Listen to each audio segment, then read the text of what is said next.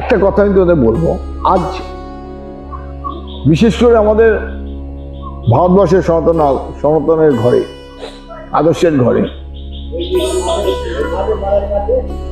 একটা ঘর ঘরকার কাহানি দাঁড়িয়ে গেছে। প্রত্যেক ঘরেতে স্বামী স্ত্রীর মধ্যে একটা সুসম্পর্কের জায়গায় একটা অশান্তির বাতাবরণ তৈরি হচ্ছে। কারণ কি জানো?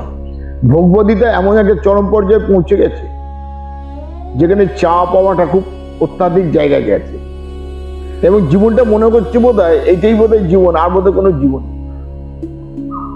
যার ফলে আমার স্বামী কি করলো না করলো বা কি আছে না আছে আমার জানার দরকার নেই।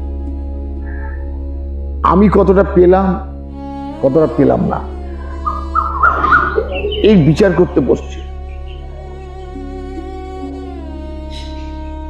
যখন এই বিচারের জায়গায় যাচ্ছে না, তখন স্বামী স্ত্রীর মধ্যে সম্পর্ক ভাঙন ঘটছে। সমাজ আজ এইভাবে কলুষিত হচ্ছে। স্বামীরা যখন দেখবেন ঝড় কখন ওঠে, যখন গরম হাওয়া হয়ে যায়, গরম হাওয়া যখন হয়ে সেখানে শূন্যতা সৃষ্টি করে, তখনই বাইরের হাওয়া, তখন স্বামীরা শান্তির জন্য হয়তো কোনো মন্দিরে যাচ্ছে, যা সংস্কার ভালো, কোনো ধর্মীয় প্রতিষ্ঠানে গিয়ে বসে আছে, আর যার সংস্কার খারাপ সে বাড়ে যাচ্ছে, বারাঙ্গনায় যাচ্ছে। এবং মেয়েরাও বলছে আমরা কেন যাবো না, তারাও যাওয়া শুরু করছে। আধুনিকতার যুগে স্বামী স্ত্রীরা নিজেরা বসে বোতল খুলে খাচ্ছে,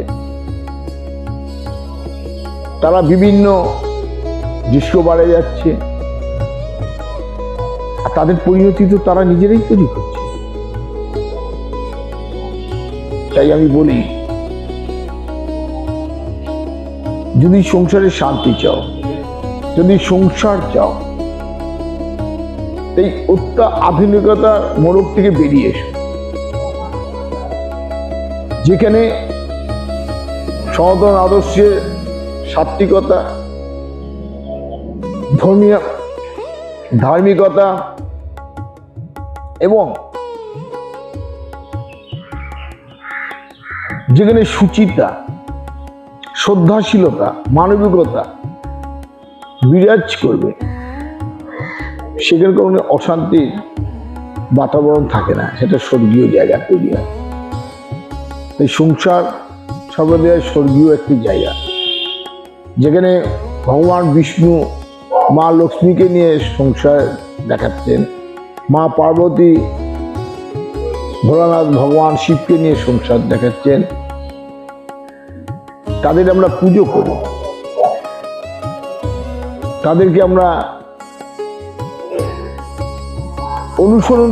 অনুসরণ করতে গিয়ে আমরা পারি না, আমাদের জীবনটাকে ওইভাবে অনুসরণ করে আমাদের জীবনটাকে সুন্দর করতে পারি না।